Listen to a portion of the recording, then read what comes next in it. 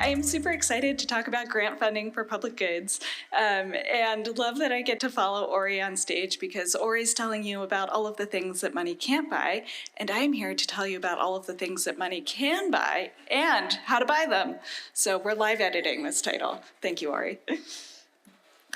I'm Meg. I am the product lead at Gitcoin GrantStack, which is a decentralized software solution to let anybody fund, manage, and run their own quadratic funding rounds. I've been in Web3 for about the last 3 years, and as surprising as my career arc from ad tech to crypto has been, I have to say my career arc within Web3 and working on grants programs has been even more surprising over the last year. My first exposure to grants programs was back in 2021. I was a grant recipient, and I came out of that experience like, grants programs are terrible. I can't wait for the bear market to kill them off. This is horrible. I'm never going to do this again. You can buy me a drink after the show, and I'll tell you all the gory details. But fast forward, the bear market actually hits, and what I start to observe is, oh, grants programs are not terrible.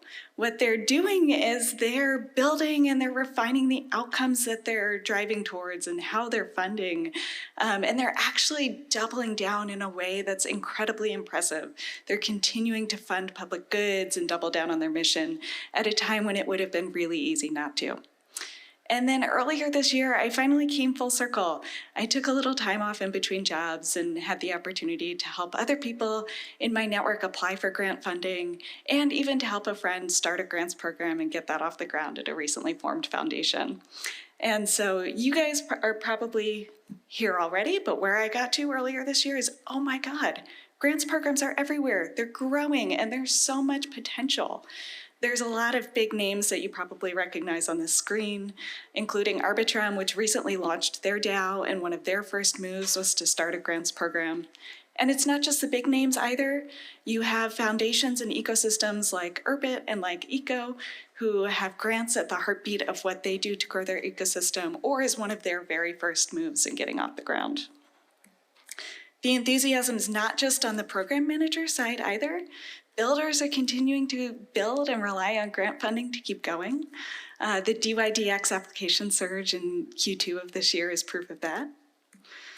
And at the same time, we haven't gotten it all figured out. There is still a couple echoes of my 2021 experience hanging out there. Grantee experience could be a little bit better. There's not a lot of clear best practices and processes. Every time I talk to a new grants manager in my role at Gitcoin, they say, hey, what is everybody else doing? And like, have they figured it out yet? We also get locked into this debate about like what funding mechanism is best. Is QF like the ultimate solution, quadratic funding, or should we be running more bounties and direct grants? And worst of all, outcomes are often unclear. Sometimes it's really hard to tell what we should be building towards and what we should be measuring, particularly when we're funding so many diverse initiatives.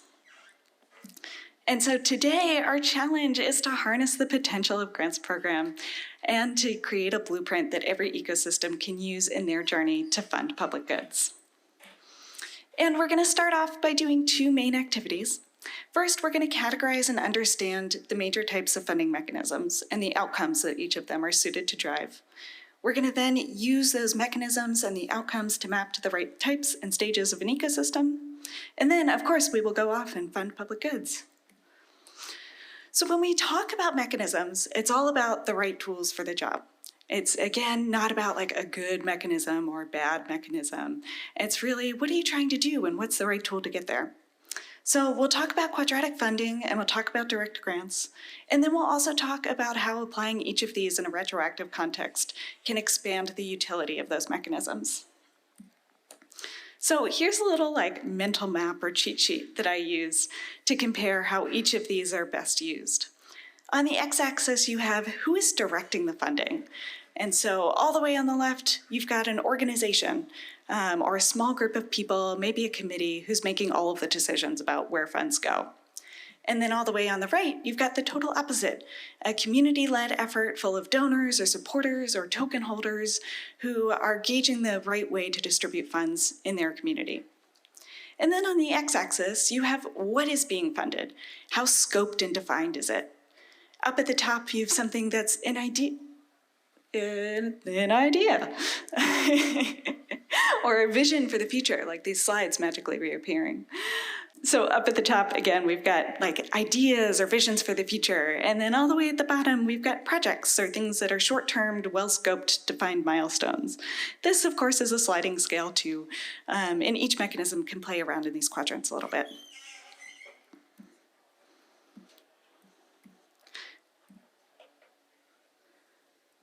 We'll start off by talking about quadratic funding, which lives up at the intersection of community-led and ideas. Quadratic funding produces outcomes that are sometimes the most magical parts of working in crypto, like harnessing this vision for the future and these community-led ways to get there. One of the key outcomes that it drives is this community alignment and excitement on the core vision. Your community is coming together and jointly recognizing what are the important important objectives to accomplish your mission. It's also a great way to harness collective intelligence and distinguish between the signal and noise in your ecosystem. We all know that there's a lot of noise in crypto, and harnessing collective intelligence is both a better predictor of success and a better bullshit detector than any one person or committee alone. The community-led power of quadratic funding also means that you're using the community to recruit your next generation of amazing founders and builders into your ecosystem. And so you're not just funding projects, but you're funding founders and funding teams. And then finally, you're funding these visionary and game-changing ideas that can be your next successors. They're the next pillars of your ecosystem. In the Gitcoin Grants program in the early days, we funded some little-known projects like Bankless and DYDX and Uniswap that have gone on to become pretty much household names in crypto. Two awesome QF programs that are running right now. First one is GeoWeb, which is running on the Gitcoin Grant Stack and funding augmented and shared reality projects. And the next one is running through the Ethereum Foundation and funding core Ethereum infrastructure projects. Next, we're going to talk about direct grants. So we're going to slide all the way to the other end of the scale and talk about this intersection of organizationally funded projects. You can think about direct grants kind of like bounties on steroids. They're well-defined projects, but they might be more complex to accomplish. They may have more milestones or dependencies. Direct grants are often given specifically with the expectation of a deliverable. Like you know what you're going to get out of this funding. And it's typically a pretty short-term outcome, a couple of weeks to a couple of months. They can be very complementary to other projects and builders in your ecosystem, like builders on Uniswap who are wondering which bridges to use or which chains to build on top of. It's efficient in this context to use RFPs, but you also want to make sure that you're not shutting down community ideas or builds off of an existing idea or project that your community comes up with. Some examples of direct grants. This is one of the most popular forms of funding in the ecosystem today. And so you see it all over at ENS, at DYDX, and again at Uniswap. And then next we have retroactive grants. And what's so cool about retroactive grants is they really extend the utility of both these types of mechanisms. So in a quadratic funding context, it makes it possible to reward projects. Quadratic funding, when you do it in a proactive context, it's often uncertain how much a particular project is going to get funded. And so it's hard to predict what are the particular outcomes you'll get. When you're doing it in a retroactive context, you can recognize projects that have been accomplished and reward them for their work. And then the opposite is true for direct grants. In a retroactive context, you can fund these ideas once they're starting to come to fruition, and a more risk-averse organization that relies on direct grants can start to invest in those more visionary ideas. I mentioned earlier that I've had a real journey, a real 180 arc on grants programs, and that very much includes retroactive grants. I still have a bone to pick with them, which is that when retroactive grants are the primary source of funding in your ecosystem, you shut off funds for those who really need that funding in order to get started, which typically are the more visionary ideas or even diverse builders that we really want to encourage in grants programs. And that said, when retroactive grants are used appropriately and balanced out with proactive grants, they create these signals of potential and opportunity. They create networks between projects, like VC companies have portfolios, and they allow more risk-averse orgs to invest in public goods that they might otherwise have missed out on. So 2 retroactive projects that are near and dear to my heart. The Optimism RPGF program, having been a recipient of that program, totally game-changing in terms of the status and recognition that it conferred upon our org. And another one that just ran on Gitcoin GrantStack, the Gitcoin Citizens Retroactive Quadratic Funding Program, rewarded the Gitcoin community who supported the Gitcoin beta round, and the 20K matching pool was supplemented with 80K in donations from the Gitcoin community, which was super awesome to see. All right, so we're making great progress. We've talked about these different types of funding mechanisms, the outcomes that they produce, and now we're going to map them onto the different stages of ecosystem growth. I've talked about mostly L1s, L2s, and protocols on EVM here, but what's important to call out is that this applies across a bunch of varieties of ecosystem. You don't have to be EVM. You don't even have to be fully Web3. You could be a project like Regens Unite, which is bringing builders across Web2 and Web3 together.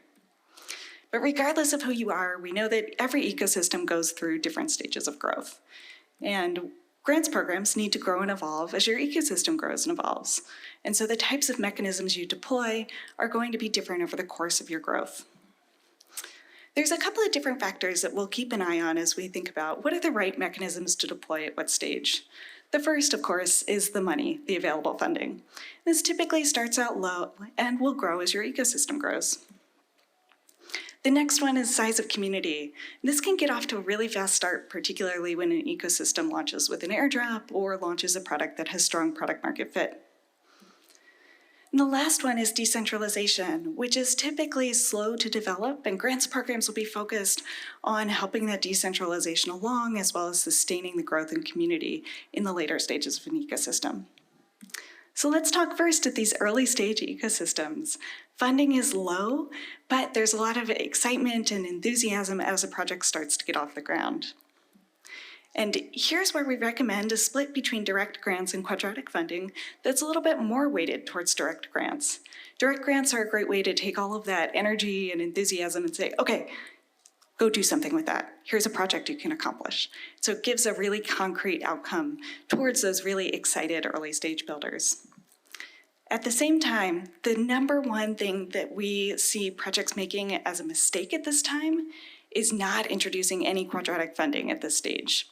It's super important because funds are typically quite low, and quadratic funding is a great way to engage external donors and bring some additional funding to those projects, but also for engaging communities and starting to form that vision around your shared future. And so if you're an early stage project running grants programs, you could be running, say, 1 quadratic funding project a quarter, and then maybe 2 direct grants.